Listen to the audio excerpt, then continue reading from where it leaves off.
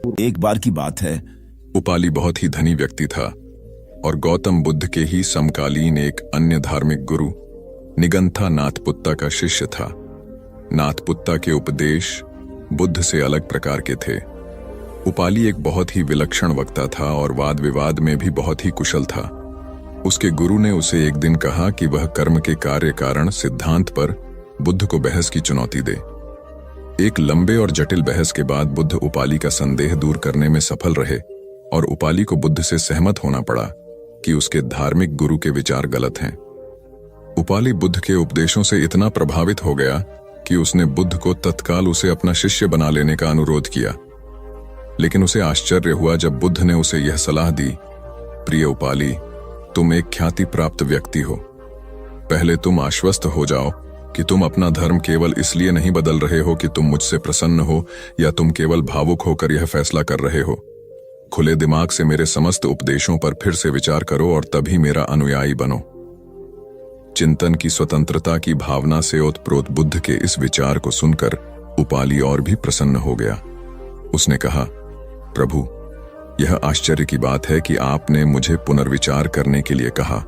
कोई अन्य गुरु तो मुझे अपना शिष्य बना लेता। इतना ही नहीं, वह तो धूमधाम से सड़कों पर जुलूस निकालकर इसका प्रचार करता कि देखो, इस करोड़पति ने अपना धर्म त्याग कर मेरा धर्म अपना लिया है। अब तो मैं और भी आश्वस्त हो गया। कृपया मुझे अपना अनुयायी स्वीकार करें। बुद्ध ने उपाली को अपने साधारण अनुयायी के रूप में स्वीकार तो कर लिया, लेकिन उसे यह सलाह दी, प्रिय उपाली, हालांकि तुम अब मेरे अनुयायी बन चुके हो, लेकिन तुम्हें अब भी सहिष्णुता और करुणा का परिचय देना चाहिए। अपने पुराने गुरु को भी दान देना जारी रखो, क्योंकि वह अभी भी तुम्हारी सहायता पर आश्रित है। एक तरह का सुख तो मिलेगा, लेकिन यह भी बहुत दूर जाने वाला नहीं है। इसीलिए बुद्ध ने कहा, समाधि में सुख है, बुद्धोत्पाद में सुख है। यह तो परम व्याख्या हुई सुख की। फिर यह भी तो हुआ नहीं है। तो उनके वचन सुनो, उनके पास उठो बैठो, जिनके भीतर यह क्रांति घटी है, जिनके भीतर यह सूरज निकला है, जिनका प्रभात हो गया है। जहां सूर्योदय हुआ है उनके पास रमो। इसमें सुख है, मगर इसमें ही रुक मत जाना। ध्यान रखना कि जो उनको हुआ है वह तुम्हें भी करना है। उस करने के उपाय का नाम समाधि है। सुनो बुद्धों को और चेष्टा करो बुद्धों जैसे बनने की। उस चेष्टा का नाम समाधि है। उस चेष्टा का फल है बुद्धोत्पोद। सुनो बुद्धों के वचन, फिर बुद्धों जैसे बनने की चेष्टा में लगना ध्यान, समाधि, योग। और जिस दिन बन जाओ उस दिन परम सुख। एक दिन बुद्ध प्रातः भिक्षुओं की सभा में पधारे। सभा में प्रतीक्षारत उनके शिष्य यह देख चकित हुए कि बुद्ध पहली बार अपने हाथ में कुछ लेकर आए थे। उनके हाथ में एक रूमाल था। बुद्ध के हाथ में रूमाल देखकर सभी समझ गए कि इसका कुछ विशेष प्रयोजन होगा। बुद्ध अपने आसन पर विराजे। उन्होंने किसी से कुछ न कहा और रूमाल में कुछ दूरी पर 5 गांठें लगा दी। सब उपस्थित यह देख मन में सोच रहे थे कि अब बुद्ध क्या करेंगे, क्या कहेंगे। बुद्ध ने उनसे पूछा, कोई मुझे यह बता सकता है कि क्या यह वही रूमाल है जो गांठें लगने के पहले था? शारिपुत्र ने कहा, इसका उत्तर देना कुछ कठिन है। एक तरह से देखें तो रूमाल वही है, क्योंकि इसमें कोई परिवर्तन नहीं हुआ है। दूसरी दृष्टि से देखें तो पहले इसमें 5 गांठ नहीं लगी थी, अतः यह रूमाल पहले जैसा नहीं रहा। और जहां तक इसकी मूल प्रकृति का प्रश्न है, वह अपरिवर्तित है। इस रूमाल का केवल बाह्य रूप ही बदला है। इसका पदार्थ और इसकी मात्रा वही है। तुम सही कहते हो शारिपुत्र, बुद्ध ने कहा। अब मैं इन गांठों को खोल देता हूं। यह कहकर बुद्ध रूमाल के दोनों सिरों को एक दूसरे से दूर खींचने लगे। तुम्हें क्या लगता है शारिपुत्र, इस प्रकार खींचने पर क्या मैं इन गांठों को खोल पाऊंगा? नहीं तथागत, इस प्रकार तो आप इन गांठों को और अधिक सघन और सूक्ष्म बना देंगे और ये कभी नहीं खुलेंगी। शारिपुत्र ने कहा, ठीक है, बुद्ध बोले। अब तुम मेरे अंतिम प्रश्न का उत्तर दो कि इन गांठों को खोलने के लिए मुझे क्या करना चाहिए। शारिपुत्र ने कहा, तथागत, इसके लिए मुझे सर्वप्रथम निकटता से यह देखना होगा कि ये गांठें कैसे लगाई गई हैं। इसका ज्ञान किए बिना मैं इन्हें खोलने का उपाय नहीं बता सकता। तुम सत्य कहते हो शारिपुत्र, तुम धन्य हो, क्योंकि यही जानना सबसे आवश्यक है। आधारभूत प्रश्न यही है। जिस समस्या में तुम पड़े हो उससे बाहर निकलने के लिए यह जानना जरूरी है कि तुम उसे ग्रस्त क्यों कर हुए। यदि तुम यह बुनियादी व मौलिक परीक्षण नहीं करोगे तो संकट अधिक ही गहराएगा। लेकिन विश्व में सभी ऐसा ही कर रहे हैं। वे पूछते हैं, हम काम, क्रोध, लोभ, मोह, अहंकार, परिग्रह आदि आदि वृत्तियों से बाहर कैसे निकलें। लेकिन वे यह नहीं पूछते कि हम इन वृत्तियों में कैसे पड़े। कई दिनों के विहार के बाद भगवान बुद्ध मगध की राजधानी राजगृह से प्रस्थान करने वाले थे। लोगों को जब यह पता चला तो वे उनके लिए भेंट आदि लेकर उनके दर्शनों के लिए आने लगे। अपने शिष्यों के साथ बैठे हुए बुद्ध लोगों की भेंट स्वीकार कर रहे थे। सम्राट बिंबिसार ने उन्हें भूमि, खाद्य, वस्त्र, वाहन आदि प्रदान किए। नगर सेठों ने भी धन, धान्य और सुवर्ण आभूषण उनके चरणों में अर्पित कर दिए। सभी के दान को स्वीकार करने के लिए बुद्ध अपना दायां हाथ उठाकर स्वीकृति इंगित कर देते थे। भीड़ में एक वृद्धा भी थी। वह बुद्ध से बोली, भगवान, मैं बहुत निर्धन हूं। मेरे पास आपको देने के लिए कुछ भी नहीं है। आज मुझे पेड़ से एक आम गिरा हुआ मिल गया। मैं उसे खा रही थी, तभी मैंने आपके प्रस्थान करने का समाचार सुना। उस समय तक मैं आधा आम खा चुकी थी। मैं भी आपको कुछ अर्पित करना चाहती हूँ, लेकिन मेरे पास इस आधे खाए हुए आम के सिवा कुछ भी नहीं है। इसे ही मैं आपको भेंट करना चाहती हूँ। कृपया मेरी भेंट स्वीकार करें। वहां उपस्थित अपार जनसमुदाय, राजा, महाराजाओं और सेठों ने देखा कि भगवान बुद्ध अपने आसन से उठकर नीचे आए और उन्होंने दोनों हाथ फैलाकर वृद्धा का आधा आम स्वीकार किया। सम्राट बिंबिसार ने चकित होकर बुद्ध से पूछा, भगवान, एक से बढ़कर एक अनुपम और बहुमूल्य उपहार तो आपने केवल हाथ हिलाकर ही स्वीकार कर लिए, लेकिन इस बुढ़िया के झूठे आम को लेने के लिए आप आसन से नीचे उतरकर आ गए। इसमें ऐसी कौन सी विशेषता है? बुद्ध मुस्कुराकर बोले, इस वृद्धा ने मुझे अपनी समस्त पूंजी दे दी है। आप लोगों ने मुझे जो कुछ भी दिया है वह तो आपकी संपत्ति का कुछ अंश ही है, और उसके बदले में आपने दान करने का अहंकार भी अपने मन में रखा है।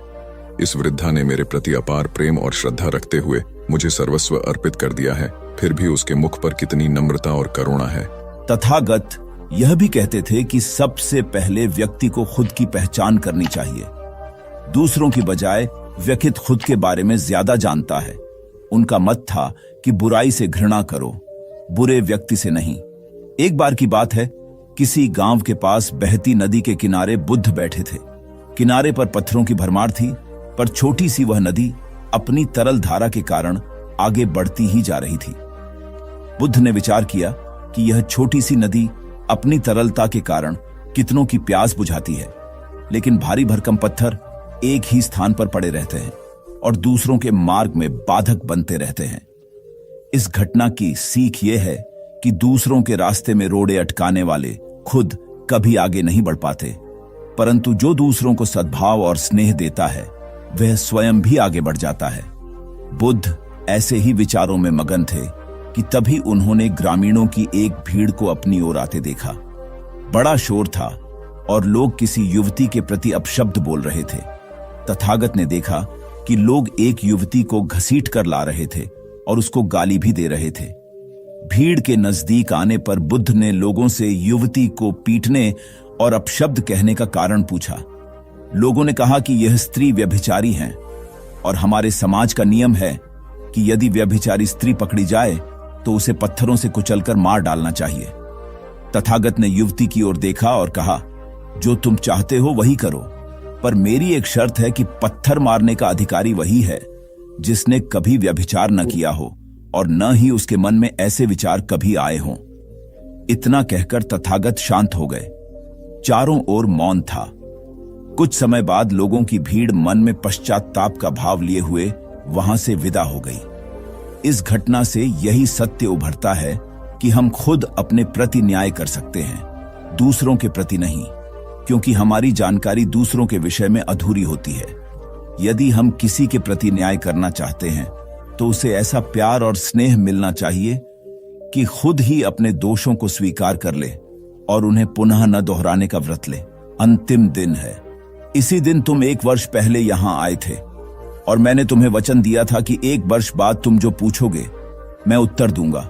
मैं उत्तर देने को तैयार हूं। अब तुम प्रश्न पूछो।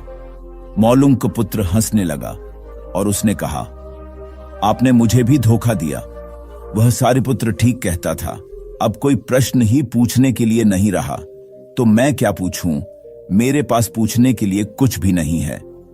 असल में यदि तुम सत्य नहीं हो तो समस्याएं होती हैं और प्रश्न होते हैं। वे तुम्हारे झूठ से पैदा होते हैं। तुम्हारे स्वप्न, तुम्हारी नींद से वे पैदा होते हैं। जब तुम सत्य, प्रामाणिक, मौन, समग्र होता हो, वे तिरोहित हो जाते हैं। मेरी समझ ऐसी है कि मन की एक अवस्था है जहां केवल प्रश्न होते हैं और मन की एक अवस्था है जहां केवल उत्तर होते हैं, और वे कभी साथ साथ नहीं होते। यदि तुम अभी भी पूछ रहे हो तो तुम उत्तर नहीं ग्रहण कर सकते। मैं उत्तर दे सकता हूं लेकिन तुम उसे ले नहीं सकते। यदि तुम्हारे भीतर प्रश्न उठने बंद हो गए हैं तो मुझे उत्तर देने की कोई जरूरत नहीं है। तुम्हें उत्तर मिल जाता है। किसी प्रश्न का उत्तर नहीं दिया जा सकता है। मन की एक ऐसी अवस्था उपलब्ध करनी होती है जहां कोई प्रश्न नहीं उठते। मन की प्रश्न रहित अवस्था ही एकमात्र उत्तर है। यही तो ध्यान की पूरी प्रक्रिया है। प्रश्नों को गिरा देना, भीतर चलती बातचीत को गिरा देना। जब भीतर की बातचीत रुक जाती है तो ऐसा असीम मौन छा जाता है। उस मौन में हर चीज का उत्तर मिल जाता है। हर चीज सुलझ जाती है। शाब्दिक रूप से नहीं, अस्तित्वगत रूप में सुलझ जाती है। कहीं कोई समस्या नहीं रह जाती है। भीतर का कोलाहल रुक गया। वह बिल्कुल भूल गया कि कब 1 वर्ष बीत गया। कौन फिक्र करता है? जब प्रश्न ही न रहे तो कौन उत्तरों की फिक्र करता है? एक दिन अचानक बुद्ध ने पूछा, यह वर्ष का अंतिम दिन है। इसी दिन तुम 1 वर्ष पहले यहां आए थे और मैंने तुम्हें वचन दिया था कि 1 वर्ष बाद तुम जो पूछोगे मैं उत्तर दूंगा। मैं उत्तर देने को तैयार हूं। अब तुम प्रश्न पूछो। मौलुंग पुत्र हंसने लगा और उसने कहा, आपने मुझे भी धोखा दिया। वह सारिपुत्र ठीक कहता था। अब कोई प्रश्न ही पूछने के लिए नहीं रहा, तो मैं क्या पूछूं? मेरे पास पूछने के लिए कुछ भी नहीं है। असल में यदि तुम सत्य नहीं हो तो समस्याएं होती हैं और प्रश्न होते हैं। वे तुम्हारे झूठ से पैदा होते हैं। तुम्हारे स्वप्न, तुम्हारी नींद से वे पैदा होते हैं। जब तुम सत्य, प्रामाणिक, मौन, समग्र होता हो, वे तिरोहित हो जाते हैं। मेरी समझ ऐसी है कि मन की एक अवस्था है जहां केवल प्रश्न होते हैं और मन की एक अवस्था है जहां केवल उत्तर होते हैं, और वे कभी साथ साथ नहीं होते। यदि तुम अभी भी पूछ रहे हो तो तुम उत्तर नहीं ग्रहण कर सकते। मैं उत्तर दे सकता हूं लेकिन तुम उसे ले नहीं सकते। यदि तुम्हारे भीतर प्रश्न उठने बंद हो गए हैं तो मुझे उत्तर देने की कोई जरूरत नहीं है। तुम्हें उत्तर मिल जाता है। किसी प्रश्न का उत्तर नहीं दिया जा सकता है। मन की एक ऐसी अवस्था उपलब्ध करनी होती है जहां कोई प्रश्न नहीं उठते। मन की प्रश्न रहित अवस्था ही एकमात्र उत्तर है। यही तो ध्यान की पूरी प्रक्रिया है। प्रश्नों को गिरा देना, भीतर चलती बातचीत को गिरा देना। जब भीतर की बातचीत रुक जाती है तो ऐसा असीम मौन छा जाता है। उस मौन में हर चीज का उत्तर मिल जाता है। हर चीज सुलझ जाती है। शाब्दिक रूप से नहीं, अस्तित्वगत रूप में सुलझ जाती है। कहीं कोई समस्या नहीं रह जाती है। किसी की मौत तो नहीं हुई। यह सुनकर घर के लोग आश्चर्य से कहने लगे, गौतमी, ये तू क्या कह रही है? यहां कितने आदमी मर चुके हैं, इसका कोई हिसाब है? गौतमी, तो मैं आपके घर से सरसों न लूंगी। गौतमी दूसरे घर गई। सब जगह उसे वही जवाब मिला। उसने समझा शायद सारे नगर में यही बात हो। उसे एकदम ध्यान आया कि बुद्ध भगवान ने शायद जानबूझकर ही मुझे सरसों मांगने के लिए भेजा है। वह शीघ्र ही अपने मृत पुत्र को नगर के बाहर श्मशान में ले गई।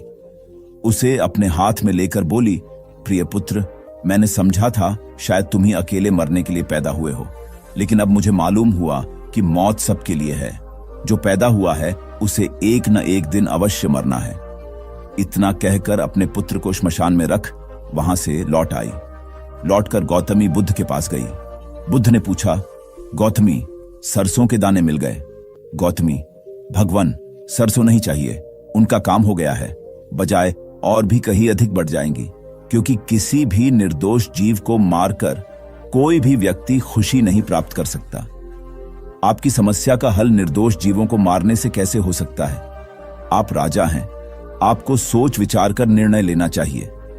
अगर आप सच में अपनी मुश्किलों का हल चाहते हैं तो दिमाग से काम लीजिए।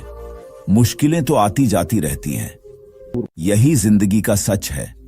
किसी निर्दोष जीव को मारने से समस्याएं नहीं समाप्त होंगी, बल्कि उसका हल आपको बुद्धि से ही निकालना होगा। बुद्ध की बात सुनकर अजातशत्रु उनके चरणों में गिर पड़े और अपनी भूल की क्षमा मांगने लगे। अजातशत्रु ने ऐलान करा दिया कि अब से उनके राज्य में किसी निर्दोष जीव की हत्या नहीं की जाएगी। दिन एक शिक्षित युवक बुद्ध के पास आया। उसने बुद्ध को प्रणाम कर अपनी जिज्ञासा रखी। गुरुजी, आप ईश्वर की बात करते हैं। क्या आपने ईश्वर के दर्शन किए हैं जो आप साधिकार इस विषय पर इतना कुछ कह पाते हैं? बुद्ध ने कुछ नहीं कहा और स्नेहपूर्वक उसके सिर पर हाथ फेर दिया। युवक ने समझा कि बुद्ध के पास मेरे प्रश्न का उत्तर नहीं है। फिर उन्होंने कहा, आओ हम कुछ देर यहाँ के बगीचे में घूमें। बगीचे में गुलाब और रजनीगंधा के सुगंधित फूल लगे थे।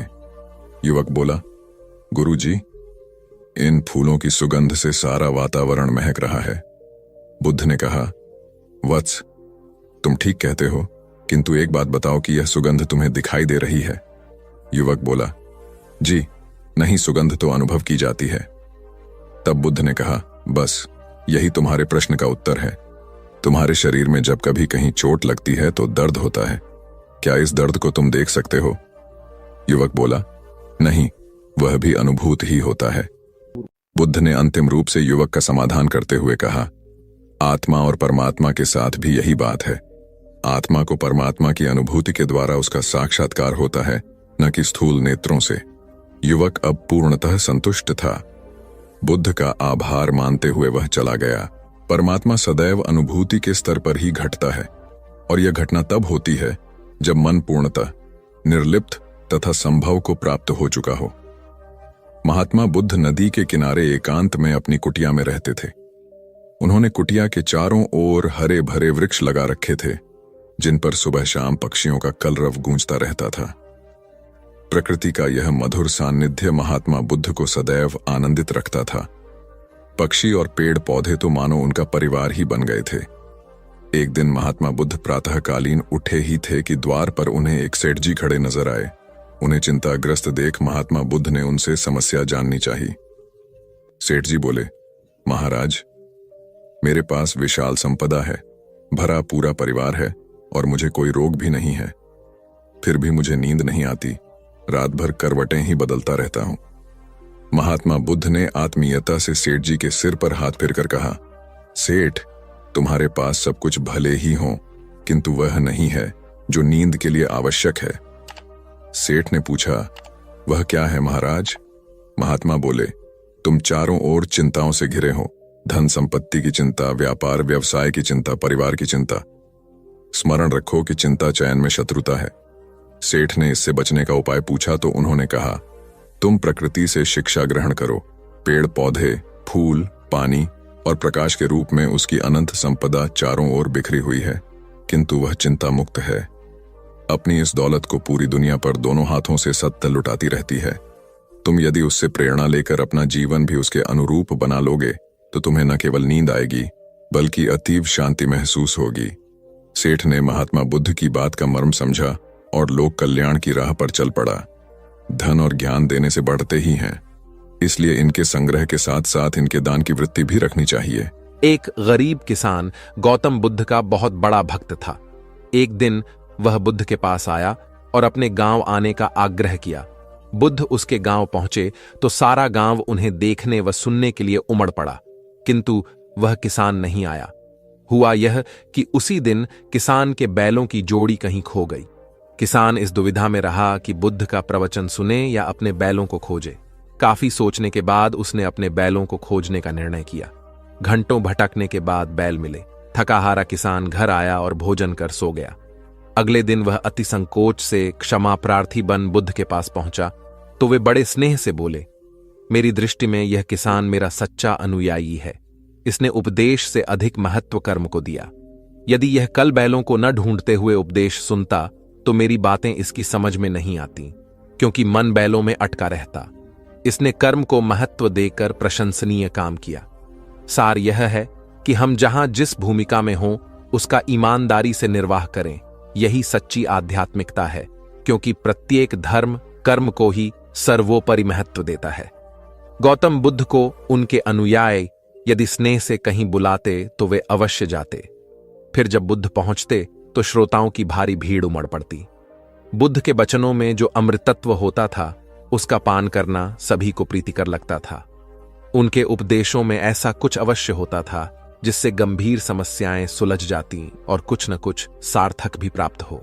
सार यह है कि हम जहां जिस भूमिका में हो उसका ईमानदारी से निर्वाह करें, यही सच्ची आध्यात्मिकता है, क्योंकि प्रत्येक धर्म कर्म को ही सर्वोपरि महत्व देता है। गौतम बुद्ध के पास उनका प्रिय शिष्य पूर्ण पहुंचा। बुद्ध ध्यानावस्था में बैठे थे। पूर्ण के पहुंचने पर उन्होंने आंखें थोड़ी सी खोली और पूर्ण से आने का कारण पूछा तो उसने कहा, मैं धर्म प्रचार के लिए जाना चाहता हूं, आपकी आज्ञा चाहिए। बुद्ध मुस्कुराए और कहा, पूर्ण, धर्म की राह बहुत मुश्किल है। तुम लोगों को अच्छी बातें बताने जाओगे और लोग तुम पर नाराज होंगे, हो सकता है कि अपशब्द भी कहे। इस पर पूर्ण ने कहा, कोई बात नहीं, मैं यह सोचकर उनकी बातों पर ध्यान नहीं दूंगा कि उन्होंने अपशब्द ही कहे, पिटाई तो नहीं की। बुद्ध बोले, हो सकता है कि कुछ लोग हाथ उठा दें। पूर्ण ने कहा, तब मैं यह सोचकर उन्हें क्षमा कर दूंगा कि उन्होंने मुझ पर शस्त्रों से प्रहार तो नहीं किया। बुद्ध फिर बोले, हे पूर्ण, हो सकता है कि कुछ लोग तुम पर शस्त्रों का भी उपयोग करें। पूर्ण ने उत्तर दिया, तब मैं यह सोचकर उनके प्रति कोई प्रतिकार की भावना नहीं रखूंगा कि उन्होंने मुझे मारा, पर जान से तो नहीं मार डाला, मुझे जीवित छोड़ दिया। बुद्ध ने फिर कहा, और यदि तुम्हारे प्राण ही ले लिए तब? पूर्ण ने तत्क्षण सिर झुकाकर कहा, तब मैं उनका आभारी रहूंगा कि उन्होंने धर्म के मार्ग पर मेरे प्राणों का उत्सर्ग करने में मेरी सहायता की। मैं उनके प्रति कृतज्ञ रहूंगा। तब बुद्ध ने आंखें खोली और आशीर्वाद देकर अनुमति दी तथा पूर्ण से कहा, अब तुम धर्म प्रचार करने के पात्र हो। जो किसी में भी कोई दोष न देखे वही सच्चा है। अच्छाई के मार्ग पर चलना बहुत मुश्किल काम है। जो इस राह पर चलता है उसके मार्ग में अनेक बाधाएं आती हैं, लेकिन जो व्यक्ति किसी में भी दोष न देखे वही बाधाओं को सहजता से पार कर अपने लक्ष्य को पूरा कर पाता है। एक बार गौतम बुद्ध जब वन से गुजर रहे थे तब एक राक्षसी हाथ में तलवार लेकर प्रकट हुई और कहा, अरे बुद्ध, आज तुम्हारे प्रेम को मेरी घृणा के सामने झुकना ही पड़ेगा। आज तुम्हारे जीवन का अंतिम दिन है। बुद्ध ने मुस्कुराते हुए उत्तर दिया, मैं घृणा, उपहास और द्वेष के आगे नतमस्तक नहीं होऊंगा। मैं निंदा, प्रशंसा अथवा उपहास किसी से भी प्रभावित नहीं होता। तुम मुझसे इतनी घृणा करती हो, पर मैं तो तुमसे भी प्रेम करता हूं। राक्षसी ने पूछा, तुम मुझसे प्रेम क्यों करते हो? बुद्ध बोले, मैं तुम्हें मां का रूप देख रहा हूं और मां तो प्रेम का रूप होती है, उसमें हिंसा हो ही नहीं सकती। इतना सुनते ही राक्षसी के हाथ से तलवार गिर पड़ी। हे बुद्ध, तुम धन्य हो। इतना कहते ही बहदेवी में बदल गई और अंतर्धान हो गई। दरअसल जो लोग दूसरों से द्वेष करते हैं, अंत में एक दिन घृणा उन्हें नष्ट कर देती है। घृणा से घिरे हुए लोगों को एक दिन घृणा ले डूबती है। प्रेम सत्य के आवरण से ढका होता है। सत्य से जुड़ा हुआ व्यक्ति सदैव आनंद में जीता है। सत्य को केवल अपने तक सीमित मत रखो, उसे अपने कर्मों में ढालना होगा। सत्य रूपी गुलाब की खुशबू है कर्म। अपने कर्म को प्रेम और सत्य में डुबोकर करो। प्रेम और सत्य मनुष्य को विकास की ओर ले जाते हैं। ध्यान रहे कि ये दोनों मार्ग ईश्वर की ओर जाते हैं। इस मार्ग पर चलने वाले सहज में ही आनंद और शांति को पा लेते हैं। गौतम बुद्ध भ्रमण करते हुए वैशाली नगर के वन विहार में पहुंचे। उनके आगमन का समाचार पूरे नगर में फैल गया। कुछ ही समय में मानो पूरा नगर उनके दर्शन के लिए उमड़ पड़ा। बड़े व्यापारी, शिक्षाविद, समाज सेवी, अधिकारी और राज परिवार से जुड़े कई वरिष्ठ भी वहां पहुंचे। सभी की भावना थी कि तथागत बुद्ध अपने शिष्यों सहित उनके निवास पर पहुंचे एवं भोज का आमंत्रण स्वीकारें। बुद्ध सभी के निवेदन को सुन रहे थे और स्वभावगत मुस्कान के साथ आमंत्रण का आभार व्यक्त कर रहे थे। तभी वैशाली की यात गणिका आम्रपाली भी वहां पहुंची। वह बुद्ध की शिक्षा से प्रेरित होकर बहुत पहले ही अपनी गणिका वृत्ति त्याग चुकी थी। उसने भी बुद्ध को भोजन का आमंत्रण दिया। बुद्ध ने तत्काल उसे स्वीकार किया और अगले दिन भिक्षुओं सहित उसके घर आने की सहमति दे दी। बुद्ध के एक शिष्य को यह बात अच्छी नहीं लगी कि इतने सारे वरिष्ठों के निवेदन के बावजूद बुद्ध ने आम्रपाली का आमंत्रण स्वीकारा। शिष्य की दृष्टि में आम्रपाली गणिका होने से घृणित कर्म से जुड़ी रही थी। जब सभी लोग चले गए तब शिष्य ने पूछा, भगवान, इतने लोगों ने आपको न्योता दिया, फिर आपने आम्रपाली का ही आमंत्रण क्यों स्वीकारा? बुद्ध ने कहा, माना वह गणिका थी, लेकिन पश्चाताप की अग्नि में तपकर वह निर्मल हो चुकी है। यदि कोई व्यक्ति इस निर्मलता को प्राप्त कर ले तो वह उनसे भी श्रेष्ठ हो जाता है जो ऐसे किसी घृणित कर्म में लीन न रहे हों। ऐसे व्यक्ति का आमंत्रण स्वीकारने में संकोच नहीं होना चाहिए। कोई व्यक्ति जब तक बुरे कामों में संलग्न रहता है तब तक उससे दूरी रहे तो ठीक है, लेकिन जो बुरे कामों को छोड़ दे उसे स्वीकार करने में संकोच नहीं करना चाहिए। इससे उसकी अच्छाई की ओर बढ़ने की भावना को बल मिलता है। गौबुद्ध के जीवन की एक घटना है। उन्होंने नियम बना रखा था कि वे अपने संघ में स्त्रियों को स्थान नहीं देंगे। स्त्रियों के लिए भिक्षु होने की दीक्षा उन्होंने वर्जित कर रखी थी। एक समय गौतम बुद्ध एक गांव में ठहरे हुए थे। वहां महाप्रजापति गौतमी उनके पास पहुंची। उन्होंने बुद्ध से कहा, आप स्त्रियों को भी दीक्षा दें, किंतु बुद्ध ने अस्वीकार कर दिया। अनेक स्त्रियां इकट्ठी हुईं और उन्होंने विचार किया कि कैसे गौतम बुद्ध से स्वीकृति प्राप्त की जाए।